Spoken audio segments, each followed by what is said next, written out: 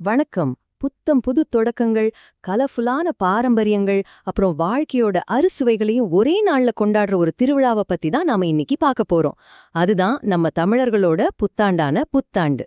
வாங்க இந்த கொண்டாட்டத்துக்குள்ள இன்னும் ஆழமா போலாம். முதல்ல ஒருத்தரை எப்படி வாழ்த்துறது?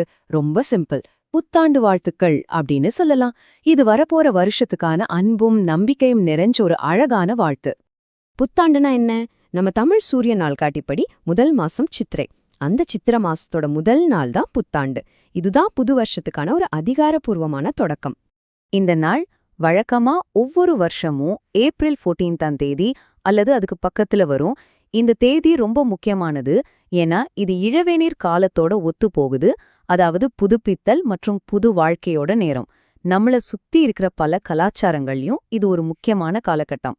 சரி, இந்த கொண்டாட்டத்தை நம்ம முழுசா புரிஞ்சுக்க வீட்ல நடக்கிற சின்ன சின்ன பாரம்பரியங்கள்ல இருந்து ஆரம்பிச்சு புத்தாண்டு விருந்தோட தத்துவத்தை ருசி பார்க்க போறோம். அப்புறம் பிரம்மாண்டமான கோயில் திருவிழாக்களை பார்த்துட்டு கடைசியா இந்த கொண்டாட்டம் எப்படி உலகம் முழுக்க பரவுச்சுன்னும் தெரிஞ்சுக்க போறோம். வாங்க ஆரம்பிக்கலாம். எந்த ஒரு பெரிய கொண்டாட்டமா இருந்தாலும் அதோட உண்மையான ஆன்மா வீட்ல இருந்து தான் ஆரம்பிக்கும், இல்லையா? இங்கதான் குடும்பங்கள் ஒன்னா சேர்ந்து ரொம்ப அர்த்தமுள்ள சில பாரம்பரியங்களை ஆரம்பிப்பாங்க. கொண்டாட்டத்துக்கான ஏற்பாடுகள் சில நாட்களுக்கு முன்னாடியே ஆரம்பிச்சிடும். முதல்ல பழையன கழிஞ்சு புதுசு பொறுக்கணுங்கிறதுக்காக வீட்டை முழுசா சுத்தம் செய்வாங்க. வாசல்ல அரிசி மாவால் வரையப்படுற அந்த அழகான கோலம் வீட்டுக்குள்ள செழிப்ப வரவேற்கிற ஒரு முதல் அழைப்பு மாதிரி. இது எல்லாத்துக்கும் ஹைலைட்டா முந்தின நாள் ராத்திரியே புது வருஷத்தோட முதல் பார்வைக்காக கனித்தட்டை ரொம்ப கவனமா தயார் பண்ணுவாங்க. இப்போ இது ரொம்பவே முக்கியமான ஒரு விஷயம். புத்தாண்டு காலையில செய்யற முதல்ல சடங்கு இந்த கனிய பாக்குறதுதான். ஏன்னா புது வருஷத்துல நீங்க முதல்ல பாக்குற விஷயம் உங்க வருஷம் முழுசையும் தீர்மானிக்கணும் ஒரு நம்பிக்கை. அப்போ அந்த ஸ்பெஷல் தட்டுல அப்படி என்னதான் இருக்கு? இந்த கனி தட்டுல இருக்கிற ஒவ்வொரு பொருளுக்குமே ஒரு ஆழமான அர்த்தம் இருக்கு. சொல்லப்போனா இது செழிப்போட ஒரு தொகுப்புனே சொல்லலாம். நம்ம முக்கணிகளான மா, பலா, வாழையோட வெற்றில, பாக்கு, தங்கம், வெள்ளி, பணம், பூக்கள், அப்புறம் கடைசியா ஒரு கண்ணாடி, இது எல்லாமே இருக்கும். இது ஒவ்வொன்னுமே வரப்போற வருஷம் வளமா இருக்கணும்னு வேண்டிக்கிற ஒரு பிரார்த்தனை தான். கனிங்கிற வார்த்தைக்கு நேரடி அர்த்தம் முதல்ல பார்க்கப்படுவது அப்படின்னு சொல்லலாம். இந்த பாரம்பரியம் ரொம்ப எளிமையானது, ஆனா ரொம்ப ஆழமானது. காலையில நீங்க எழுந்ததும் கண்ணை மூடிட்டே உங்களை அந்த கனித்தட்டுக்கு கூட்டிட்டு போவாங்க. அந்த தட்டுல இருக்கிற கண்ணாடி இந்த எல்லா மங்களகரமான பொருட்களுக்கும் நடுவுல உங்க முகத்தை காட்டும். எதுக்குன்னா இந்த எல்லா வளத்திலையும் நீங்களும் ஒரு பகுதின்னு நினைவூட்டுறதுக்கு தான். இந்த முதல் பார்வை நல்ல அதிர்ஷ்டத்துக்கான ஒரு சக்தி வாய்ந்த ஆசீர்வாதமா பார்க்கப்படுது. சரி, கண்ணுக்கு விருந்து பார்த்தாச்சு. அடுத்து நாக்குக்கு விருந்து வேண்டாமா? எந்த ஒரு கொண்டாட்டத்துக்கும் சாப்பாடு தான் முக்கியம். ஆனா புத்தாண்டுல ஒரு உணவு ஒரு முழு வாழ்க்கை தத்துவத்தையே சொல்லுது. வாங்க அந்த சுவைகளின் விருந்த பத்தி பார்க்கலாம். இந்த விருந்தோட hero, star of the show யாருன்னு கேட்டா அது மாங்காய் பச்சடி தான். இது மாங்காய், வெல்லம், வேப்பம்பூன்னு பல பொருட்கள் கலந்த ஒரு டிஷ். ஆனா இது வெறும் ஒரு சாப்பாடு மட்டும் இல்ல, இது வாழ்க்கைக்கான ஒரு உருவகம். இந்த டேபிள் அந்த தத்துவத்தை ரொம்ப அழகா விளக்குது. மாங்காய் பச்சடி 6 விதமான சுவைகளை, அதாவது அறுசுவைய ஒன்னா சேர்க்கறதுக்காக ரொம்ப பிரபலம். வெல்லத்தோட இனிப்பு வாழ்க்கையில வர சந்தோஷம் மாதிரி.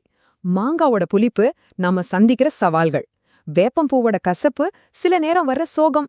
மிளகாவோட காரம் கோபத்தையும், உப்பு வாழ்க்கையில இருக்கிற ஆர்வத்தையும், கடைசியா கடுகோட துவர்ப்பு வாழ்க்கையில திடீர்னு வர ஆச்சரியங்களையும் குறிக்குது. பாத்தீங்களா, ஒரே ஸ்பூன்ல முழு வாழ்க்கையும் இருக்கு. இதுல இருந்து கிடைக்கிற மெசேஜ் ரொம்ப சிம்பிள் ஆனா பவர்ஃபுல். வாழ்க்கைனா இன்பம், துன்பம், சவால், கோபம், ஆச்சரியம்னு எல்லாமே கலந்த ஒரு கலவைதான். இனிப்ப மட்டும் எதிர்பார்க்காம கசப்பையும் ஏத்துக்கிட்டு சமநிலையோடு இருக்கணும்னு இந்த பச்சடி நமக்கு ஞாபகப்படுத்துது. இது சாப்பாட்டு வழியா கத்துக் கொடுக்கப்படுற ஒரு ஆழமான வாழ்க்கை பாடம். வீட்டுக்குள்ள நடக்கிற இந்த அழகான கொண்டாட்டங்கள் இப்போ மெதுவா தெருக்களுக்கும் கோயில்களுக்கும் வருது. அது ஒரு பெரிய பொது திருவிழாவா மாறுது. இங்கதான் நம்பிக்கையும் சமூகமும் ஒன்னா சேர்ந்து கொண்டாட்டத்தை அடுத்த லெவலுக்கு எடுத்துட்டு போகுது. பெரிய கொண்டாட்டம் சொன்னாலே நம்ம மனசுக்கு வர முதல் ஊரு மதுரை தான். கோயில் நகரமான மதுரையில வரலாற்று சிறப்புமிக்க மீனாட்சி அம்மன் கோயில்ல நடக்கிற சித்திரை திருவிழா ரொம்பவே பிரம்மாண்டமா இருக்கும். இந்த விழா தமிழ்நாட்டுல நடக்கிற புத்தாண்டு பொது கொண்டாட்டங்களோட உச்சம்னே சொல்லலாம். மதுரையோட சித்திரை திருவிழா ஒரு மகத்தான நிகழ்வு. லட்சக்கணக்கான மக்கள் கூடுற மீனாட்சி அம்மன் கோயில் கொண்டாட்டங்களோட மையமா இருக்கும். பக்தி நிகழ்வுகளோட சித்திரை பொருட்காட்சின்னு ஒரு பெரிய கண்காட்சியும் நடக்கும். இதுல கலை, கலாச்சாரம், வியாபாரம்னு எல்லாமே ஒன்னா சேர்ந்து ஒட்டுமொத்த நகரத்தையுமே திருவிழா கோலமா மாத்திடும். கொண்டாட்டங்கள் மதுரையோட நின்னுடாது. தமிழ்நாடு முழுக்கவே புத்தாண்டு ரொம்ப கோலாகலமா நடக்கும். கும்பகோணம் பக்கத்துல திருவிடைமருதூர்ல நடக்கிற பெரிய தேரோட்டம் பார்க்கவே கண்கொள்ளா காட்சியா இருக்கும். அதே மாதிரி திருச்சி, காஞ்சிபுரம்னு பழமையான கோயில் நகரங்களையும் சிறப்பு திருவிழாக்கள் நடத்தி இந்த நாளோட கலாச்சார முக்கியத்துவத்தை பறைசாற்றுவாங்க. புத்தாண்டோட உணர்வு நம்ம ஊரோட மட்டும் முடியல. இந்த கொண்டாட்டம் கடல் தாண்டி உலகம் முழுக்க இருக்கிற தமிழர்களால எப்படி கொண்டாடப்படுது, அதோட பாரம்பரியங்களை அவங்க எப்படி உலகம் முழுக்க கொண்டு போறாங்கன்னு இப்ப பார்க்கலாம்.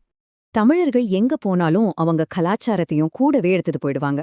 அதனாலதான் இந்தியா, இலங்கைய தாண்டி மலேசியா, சிங்கப்பூர், மொரிஷியஸ் மாதிரியான நாடுகள்லயும் புத்தாண்டு ரொம்ப முக்கியமான ஒரு கொண்டாட்டமா இருக்கு.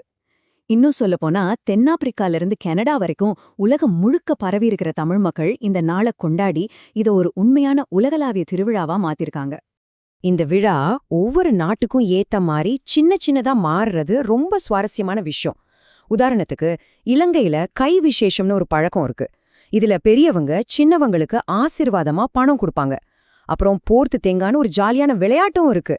அதே சமயம் மலேசியா, சிங்கப்பூர்ல பாத்தீங்கன்னா கோவில்கள்ல சிறப்பு வழிபாடுகள் நடக்கும். அரசியல் தலைவர்கள் எல்லாம் மக்களுக்கு வாழ்த்து சொல்லுவாங்க. இது அந்த நாடுகள்ல நம்ம கலாச்சாரத்துக்கு இருக்கிற முக்கியத்துவத்தை காட்டுது. அப்போ மொத்தத்துல பார்த்தா புத்தாண்டுங்கிறது வெறும் கேலண்டர்ல இருக்கிற ஒரு தேதி மட்டும் இல்ல, அது புது தொடக்கங்களுக்கான ஒரு அர்த்தமுள்ள கொண்டாட்டம். குடும்பத்தோட பிணைப்பை பலப்படுத்துற நேரம், அப்புறம் சாப்பாடு மூலமாவும் சடங்குகள் மூலமாவும் வாழ்க்கையோட எல்லா பக்கங்களையும் ஏத்துக்கணுங்கிற ஒரு அழகான நினைவூட்டல். கடைசியா அந்த மாங்காய் பச்சடிய மனசுல வச்சுக்கிட்டு உங்ககிட்ட ஒரு கேள்வியோட விடைபெறேன். இனிப்பு, கசப்பு, புளிப்புன்னு வாழ்க்கையோட எல்லா சுவைகளையும் சமமா ஏத்துக்கிட்டா மட்டும்தான் ஒரு முழுமையான அர்த்தமுள்ள வாழ்க்கை உருவாகுமா? யோசிச்சு பாருங்க.